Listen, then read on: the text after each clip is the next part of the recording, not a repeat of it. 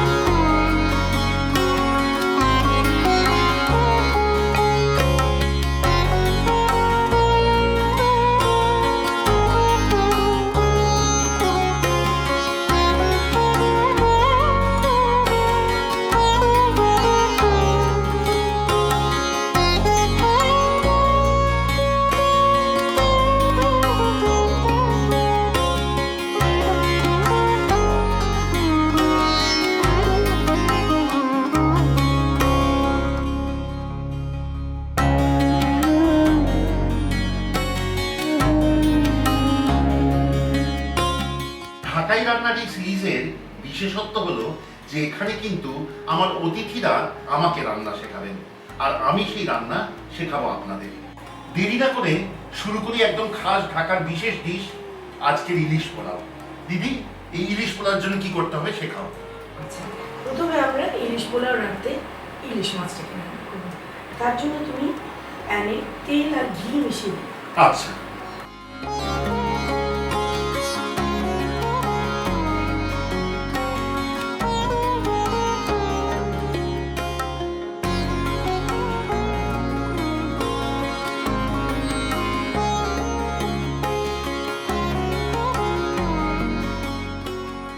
তেল গরম হয়ে গেছে, এবার এর মধ্যে দাও কুচি পেঁয়াজ। আচ্ছা, এতটা দিই? হ্যাঁ, এটাতে ধরো দুখানা। হ্যাঁ হ্যাঁ, 1/3 কাপ হবে।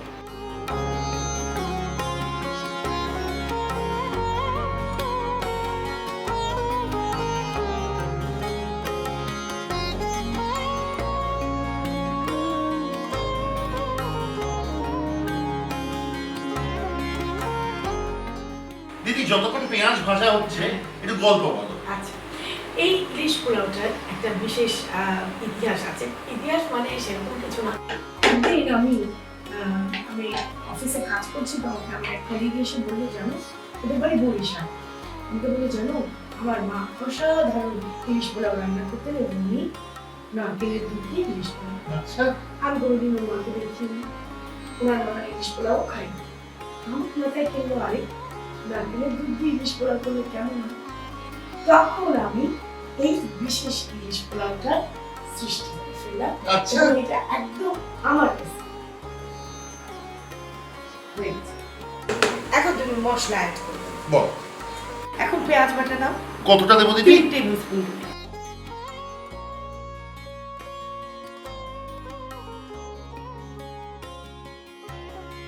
এবার আদা বাটা দাও 1 টিস্পুন। না, আরো আচ্ছা, আরো 2 টিস্পুন। অর্থাৎ কি জানো, 1 টেবিলস্পুন, মানে 3 টিস্পুনে 1 টেবিলস্পুন হয়। এবারে রসুন, এটা তুমি 2 চা চামচ দাও।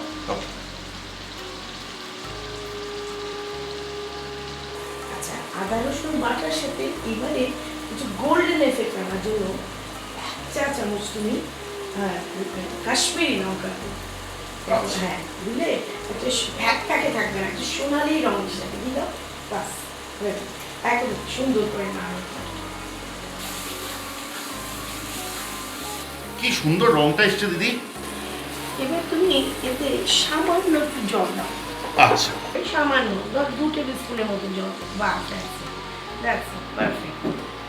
আচ্ছা, এবার তুমি নেড়ে নেড়ে এতে নুন দেবে। দিদি বেশ তেল ছেড়ে এসছে। হ্যাঁ, একদম। এইবারে তুমি কি দেবে, এতে নুন দেবে। স্বাদ অনুসারে নুন তো? হ্যাঁ, স্বাদ অনুসারে নুন। এখন আমরা যেটা করব, আবার 2 টেবিল স্পুন মিষ্টি দই নিচ্ছি, কিন্তু মিষ্টি দই না অনেক সময় ফেটে ছাকড়া ছাকড়া হয়। এই কারণে আমি একটু ময়দা মিশিয়ে ফেটে নিই। 1 চা চামচ পুরো ময়দা দিয়ে এটাকে সুন্দর করে ফেটে নেব, তাহলে একটা একদম ক্রিমি একটা লেয়ার হয়। এবার এটা ঢেলে দিই, ঢেলে দিলাম। এখন তুমি সুন্দর করে এটাকে কষাও।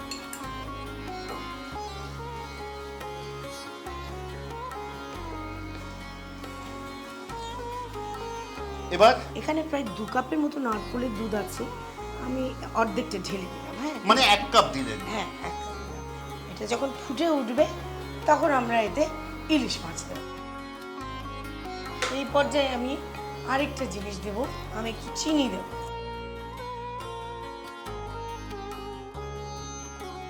এই 1 চা চামচ চিনি।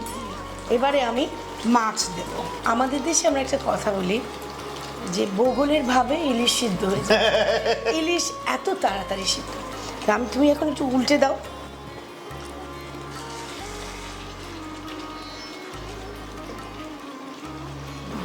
দারুণ, এবং এইটার কাটার মুহূর্তটা একদম পারফেক্ট হয়েছে।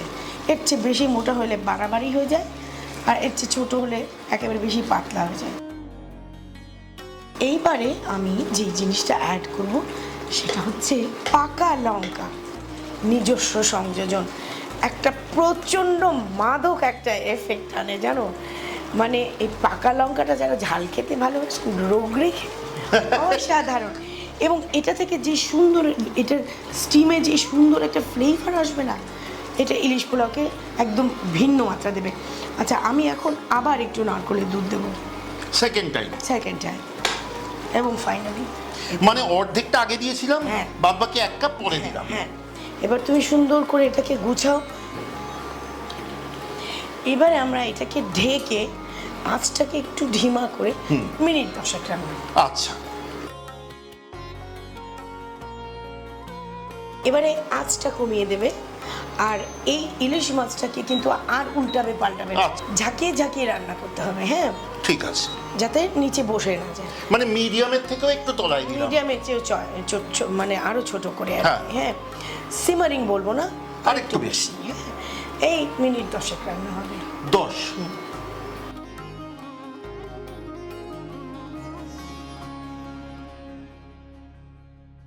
সুরজিৎ দা, 10 মিনিট তো হয়ে গেছে, খুলে দেখো না কি অবস্থা। দেখি। আহ এবারে তুমি কি করবে, এরকম একটু ঝাঁকিয়ে নেবে যাতে মাছটা তলায় বসে না যায়। এখন তুমি চুলোটা বন্ধ করে দাও।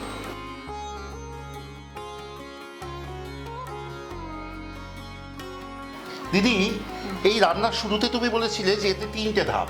হ্যাঁ, এক হচ্ছে ইলিশ মাছটা রান্না করা, 2 পোলাওটা করা, 3 মেশানো। একদম। আমাদের ইলিশ মাছ রান্না হয়ে গেছে। এবার পোলাও। হ্যাঁ। তার জন্য কড়াই আঁচে বসিয়েছি। হ্যাঁ। এবার নিয়েছি আমরা 2 কাপ, 2.5 কাপ চাল। হ্যাঁ। আমি এখানে গোবিন্দভোগ নিয়েছি। হ্যাঁ। কিন্তু এটা তো তোমাদের দেশে কালিজিরা বা ওই চিনি গুঁড়া দিয়ে খুব ভালো হয়। এখানে তো পাবো না, গোবিন্দভোগ নিয়েছি। হ্যাঁ। আর তার সাথে 2 কাপ নারকেলের দুধ আর 3 কাপ জল। আচ্ছা, ডাবল রেশিও হবে। ঠিক হ্যাঁ, আছে। এখন আমরা প্রথমে এতে তেল ঘি মিশিয়ে দেবো। ইলিশ মাছ হ্যাজ ইটস ওন ফ্যাট। হ্যাঁ, তো কাজে পুরো ঘি রান্না টু মাচ ফ্যাট হয়ে যায়। তেল ঘি মিশিয়ে রাখি। হ্যাঁ, তাহলে এখন এতে তুমি ঘি দাও।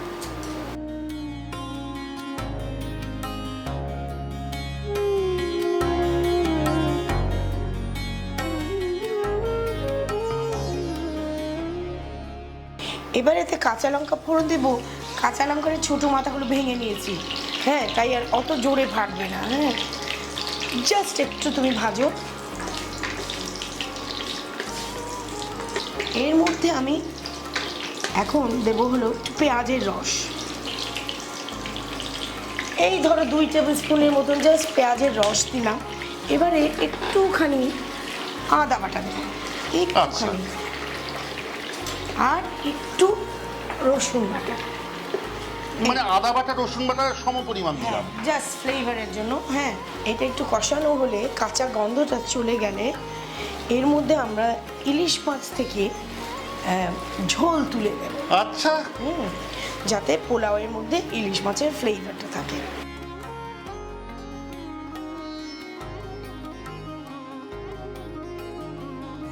এই পাকা লঙ্কাগুলো তুলে তুলে আমি দিয়ে দেবে। হ্যাঁ, তাতে পোলাওটার মধ্যেও একদম এই পাকা লঙ্কার সুন্দর গন্ধটা চলে আসবে। এবারে তুমি কি করবে, এতে জল দিয়ে জল ঢেলে দাও। জল, নারকেল দুধ আর জল মেশানো? একদম। নারকেল দুধ লাস্টে দেবো, আগে জল দেবে। এমনি জল? হ্যাঁ, এমনি জল। অনেক সময় হয় কি জানো কেন আমি এটা করি, কেন জানো, নারকেলের দুধটা কেটে যায়। আচ্ছা। এই ঝামেলাটা থেকে বাঁচার জন্য আমি কি করি, এমনি জলে চালটা সেদ্ধ করে যখন অনেকটা তখন নারকেলের দুধটা। আচ্ছা, তাদের কাটে। কতটা জল দেবো দিদি? আমি 3 কাপ জল রেখেছি। যা চাল 2.5 কাপ চালে 3 কাপ জল, 2 কাপ নারকেল, 3 কাপ জল দিলাম। হ্যাঁ, এটাকে ফুটে উঠতে হবে। ফুটে উঠলে আমরা এতে চাল দেব। আচ্ছা, তার আগে তুমি কি করবে, লবণ দেবে আর একটু চিনি, ঢেকে দাও। ঢেকে দিলে এটা ফুটে উঠবে। ফুটে উঠলে তখন আমরা চালটা দেবো এর মধ্যে। আমরা বলি বলক আসা, তোমরা বলে ফুটে ওঠা, উঠলে ওঠা। পানি বলক এসেছে, এখন ঢাকনাটা খুলো। এইবার আমি এর মধ্যে দেব 2.5 কাপ পোলাওয়ের চাল। চাল আগে ধুয়ে রেখেছিলাম দিদি। হ্যাঁ, একদম। হ্যাঁ, এবারে নেড়ে ওকে আমরা ফুটতে দেব। হ্যাঁ, বেশ যখন অনেকটা 2/3 ফুটে উঠবে, খপ খপ খপ খপ করতে থাকবে। হ্যাঁ, তখন আমরা নারকেলের দুধটা মেশাবো। কিন্তু আজ কিরকম রাখবো? আজ হাই। নারকেলের দুধটা আমি পরে মিশাই যাতে নারকেলের দুধটা কেটে না যায়। আচ্ছা। এই দেখো, এইরকম পর্যায়ে যখন এসে যাবে, এই সময় নারকেলের দুধটা দিলে কেটে যাওয়ার ভয়টা থাকে না। আচ্ছা। তাহলে এখন এতে আমরা 2 কাপের মতো নারকেলের দুধ। আগে 3 কাপ জল দিয়েছি। হ্যাঁ, এখন 2 কাপ দিচ্ছি নারকেলের দুধ। এই দেখো, একদম মানে 3/4 হয়ে গেছে। হ্যাঁ, 3/4 হয়ে গেছে। ভালো করে এটা তুমি মিক্স করো, ভালো করে মিক্স করো একদম। এইবারে তুমি এর মধ্যে ঢাকনা দেবে। ঢাকনা? এই ঢাকনা দিয়ে এখন একদম সিমারিং এ জালটা দিয়ে আচ্ছা চলে আসবে। তাহলে আমরা এখন 20 মিনিট অপেক্ষা করব। দিদি, গন্ধে প্রায় ঘর ভরে উঠেছে। ইলিশ মাছ তার সাথে নারকেলের দুধ, মানে একটা অস্বাভাবিক সুন্দর গন্ধ বেরোচ্ছে। 20 মিনিট তো হয়ে গেল। আচ্ছা চলো দাদা, ঢাকনা খুলি। কি অবস্থা, বাহ, পারফেক্ট পোলাও হয়েছে, দেখেছো একদম। হ্যাঁ, ভালো করে উপর নিচ করে মিশিয়ে নাও যেন তেল আর চালে মিশে যায় পুরো। হ্যাঁ, আমি একটা পারফেক্ট লুক দেবো, সেটা আমি তোমাকে করে দেখাবো। কি করব, এই দেখো, এই যে চালটা আছে, এই চালটার মধ্যে এখন আমি একটু গর্ত করে করে আচ্ছা, ইলিশ মাছটা বসাবো।